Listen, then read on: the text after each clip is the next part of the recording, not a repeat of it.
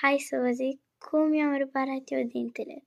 Bine, ăsta e doar pus de probă, că oricum îmi faci altul la fel ca asta. Deci, prima dată m-am dus sus la cabinet. E foarte frumos făcut, vă zic eu.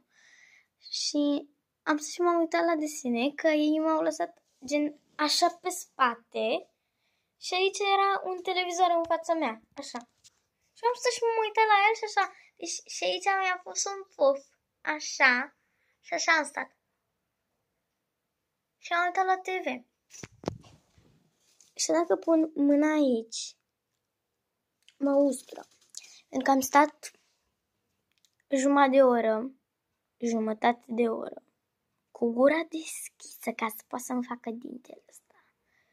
Da, și aici e frumos. Și prima dată mi l-a făcut așa drept. Și după mi l-a luat pe periuță și mi l-a făcut alb. Nu știu ce i-a făcut lui sărac cu dinte. După a luat ciment. A luat și gen așa ceva și a început să-mi construiască dintele. Și a pus ciment și a pus apă. A pus și lampă din aceea care îți, cum îi zicem,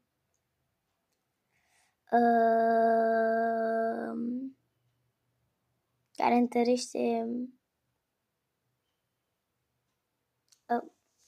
întărește ăsta, cimentul. Și da, a durut doar la final. Că este doar la final a durut când mi-a luat din el așa și adică când l-a făcut fin așa. Că dacă pun mâna pe el, zici că nu știu cum să zic. Nu știu, e ceva foarte fin. Și da, așa am ajuns să am eu dintele. Și încă mi-l mai fac. Ca ăsta. Voi ziceți că arată fix ca asta, dar uitați-vă.